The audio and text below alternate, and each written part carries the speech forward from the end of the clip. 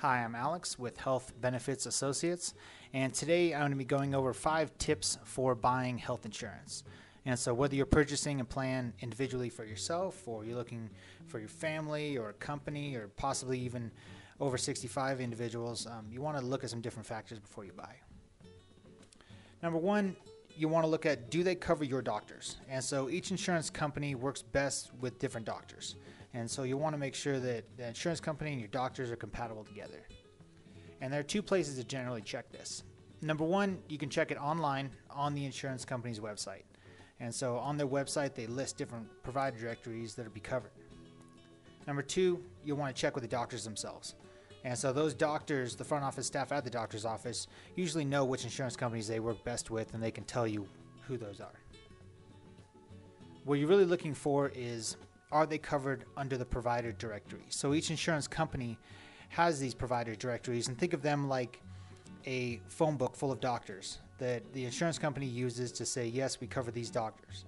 And so when you really look at those provider directories, you're looking specifically for which ones cover your doctors. So Anthem, for example, might have a pathway provider directory. Well, those pathway plans are covered under the pathway provider directory. But if you're looking for a PPO plan, you might, even though it's with Anthem, you might be looking on a different list. Number 2, we're going to want to look at, can I afford this? And so now every insurance company annually has a renewal, and each year they come out with different prices, usually each January. And so you want to look at, yes, can I keep this insurance all year long? So when you decide on a plan, if it's too expensive, you always have the option month to month to drop the plan, but you don't always have the option to get back onto the plan. So when we look at prices for individuals, we want to make sure there's something they can afford every month. So 2 ways to buy insurance now. One of them is with a tax subsidy or tax credit, and the other is without the subsidy. Now, these tax credits are available through healthcare.gov, and we can help with those plans, as well as private insurance plans that are available outside of healthcare.gov, and we can help you purchase those as well.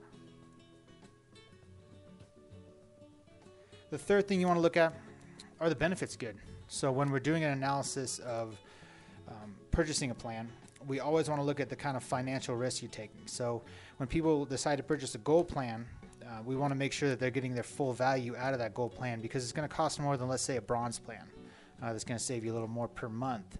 Now, let's say somebody does buy that bronze plan, they could end up spending more than that person with that gold plan, because if you buy the cheap plan and then you end up going to the doctor and utilizing it a lot, you could end up actually paying more in the long run, because you pay for every doctor office visit, every lab visit, and in addition to paying monthly for the insurance. The other thing you want to look at, what about dental and vision? So with insurance companies, health insurance plans also comes dental and vision. Some insurance companies, it's integrated in with the health plan, but mostly now it's sold separately. Now, dental and vision plans could be a real value based on how much you're paying for the plan.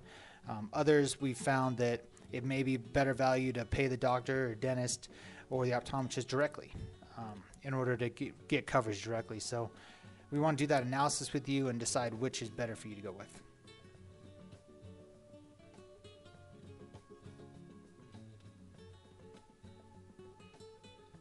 Finally, we want to look at fines and taxes. So in the past, health insurance was not mandatory, and we really didn't have to look at all the fines and tax implications associated with it. But now there's one part of it is a fine for not having insurance, and that's completely separate than, let's say, the advanced premium tax credit, which people are getting to lower their monthly cost of insurance. And so we kind of want to take a look at both factors and see what's best, especially when it involves the advanced premium tax credit. We want to look through it and make sure that you're taking the right amount per month, so that you don't end up owing money to the federal government at the end of the year. And that's definitely not a place we want to be with any of our clients.